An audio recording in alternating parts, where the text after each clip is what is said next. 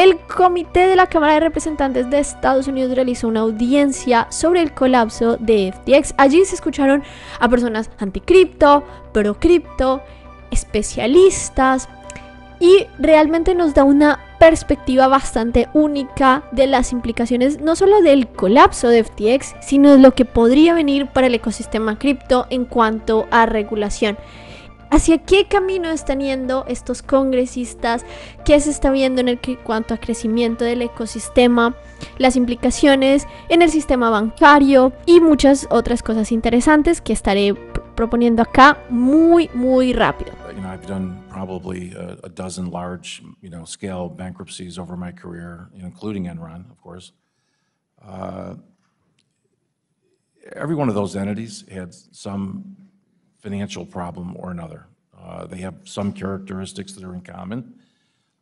This one is unusual, and it's unusual in the sense that literally, there's no record keeping whatsoever. It's in the absence of record keeping.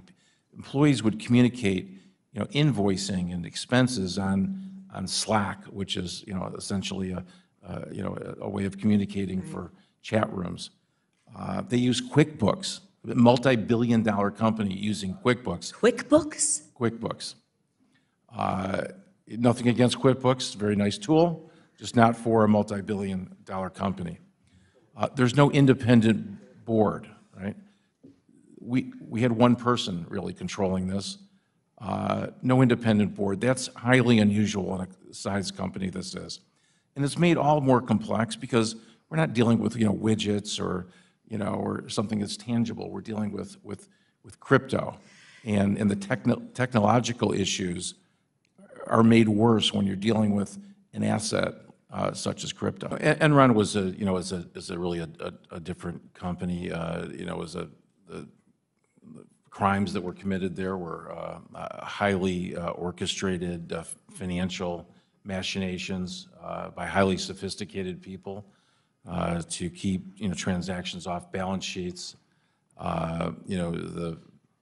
This is really old-fashioned embezzlement. This is just taking money from customers and using it for your own purpose.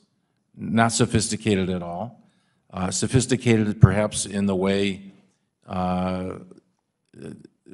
they were able to sort of hide it from people. What time was Mr. Bankman-Fried arrested yesterday? I believe it was in the early evening hours, after 4 o'clock. I believe it was 7 o'clock, perhaps. It was in the evening, after that filing. 6, 7 o'clock, yes. I would like to submit to the record the statement from the Attorney General of the Bahamas issued yesterday on the arrest of Mr. Samuel Bankman-Fried.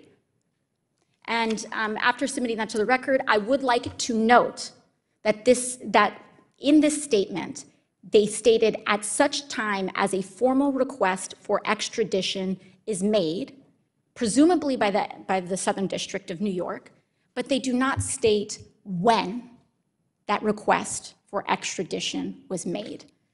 Do you believe that information is important for us to understand in order to piece together a timeline, Mr. Ray? Yes, sir. I certainly don't have that full timeline, and that's something that we look forward to learning. The circumstances that led to FTX's collapse, those circumstances still exist in the crypto space, and can other companies collapse in a similar set of circumstances?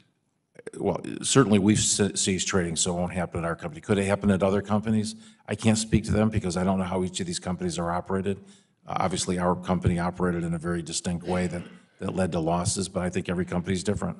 My first question I would like to ask all four of you, and please give as close to a yes or no answer as you can. The world is troubled by the extent of the fraud and misconduct at FTX. We all agree on that. Too many people have lost money they thought was safe. Some have suggested that what we see at FTX was unique, a one-off caused by one immoral fraudster rather than something more widespread and systemic. So starting with you, Professor Allen, does this kind of carelessness, misconduct, or worse exist at other crypto firms? Yes. Mr. O'Leary? Yes, the unregulated crypto firms. Ms. Schultz? Most likely. Most likely. Ms. Schenken? It's endemic. So let me ask you directly. You were an investor in FTX, and I know you've spoken frequently with Sam Bankman-Fried over an extended period of time. Why do you believe FTX failed? I have an opinion. I don't have the records. Here it is. After my accounts were stripped of all of their assets and all of the accounting and trade information, I couldn't get answers from any of the executives in the firm, so I simply called Sam Bankman-Fried and said, "Where is the money, Sam?" He said he had been refused access to the servers. He no longer knew. I said, "Okay, let's step back. This is a simple case in my mind of where did the money go?" And I said, "Sam, walk me back 24 months. Tell me the use of proceeds of the assets of your company. Where did you spend it?"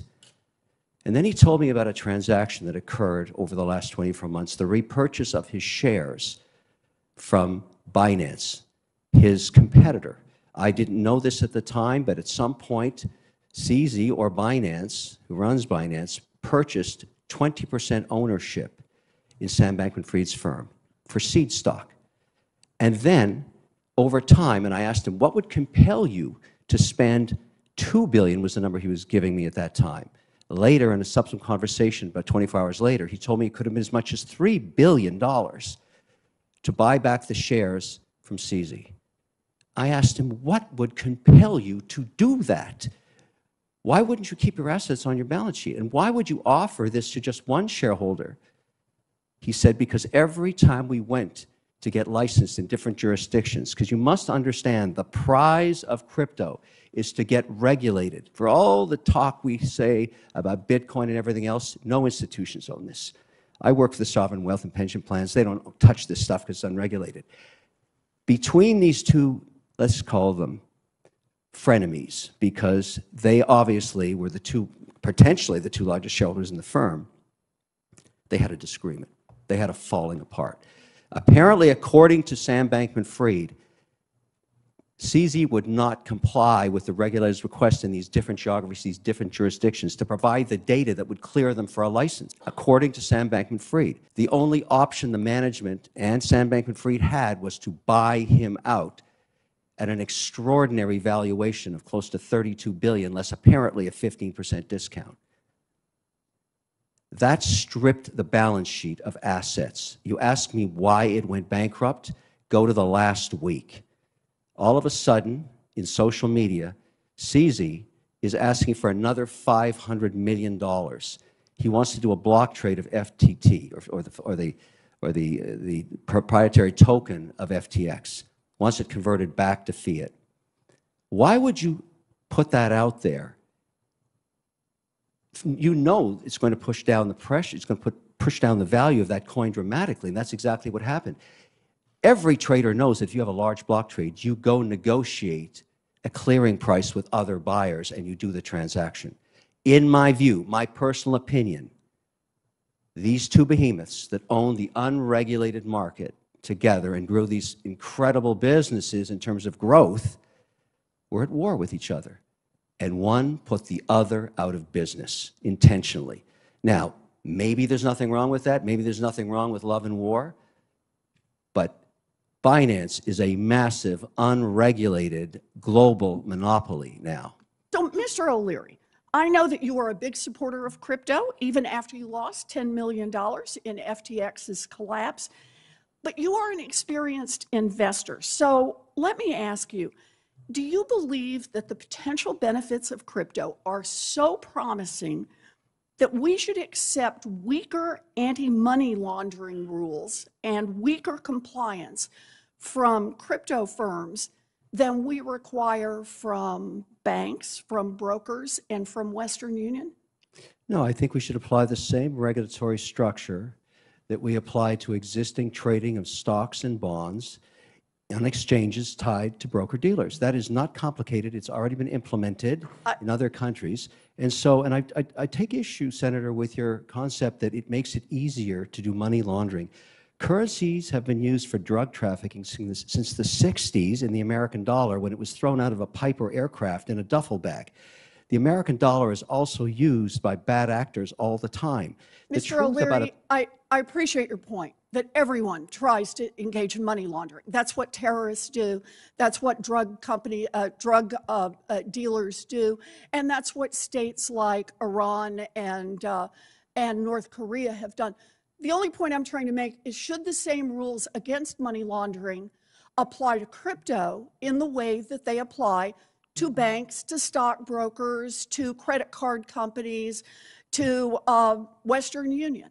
And I think your answer to that was yes. Is that right? No. Mr. O'Leary, you have 30 seconds. Keep your answer short. You're It's 30. not yes. I'm just saying if you know your client rules on both sides of the transaction and use a crypto such as USDC that is regulated, you solve this problem, Senator, overnight. The supposedly multi-trillion-dollar industry was nothing more than a massive speculative bubble bound to pop. In my opinion, the cryptocurrency industry represents the largest Ponzi scheme in history. In fact, by the time the dust settles, crypto may well represent a fraud at least 10 times bigger than Madoff. I want to ask the rest of you. Clearly, she's supporting banning it. If we don't ban it, how do we regulate it? She put forth a proposal, which is isolate it from the banking system and then define it as a security. Does anybody disagree with that or have any other ideas about how it would be regulated? Mr. O'Leary. The concept of passing legislation that would ban banks from integrating cryptocurrencies and crypto technology, if that were to happen as an investor, I would short every American bank stock because it would make it the most uncompetitive financial services sector in the world. The innovation that is coming forward, once regulated, is going to be profound in terms of how it changes the cost, the efficiency, the auditability, the productivity of the banking sector. Just look at things as simple as ACH transfers, how archaic they are. Look at the Fed wire. So let me just stop you there. I only have so much time. So you do not agree with isolating it from the banking system? That's insanity. Okay, Ms. Schultz? No, I also don't agree with isolating it from the banking system. I do think that if I were queen for a day to regulate, I would ask Congress to make some clear lines here with respect to what is and is not a security. And I think a lot of crypto tokens do fall under the category of security, but it's not always clear. I also would ask Congress to draw clear lines as to which market regulator handles secondary trading, giving the commodities segments to the CFTC and the securities segments to the SEC. That should put good guardrails in place in order to apply similar risk frameworks to similar risks.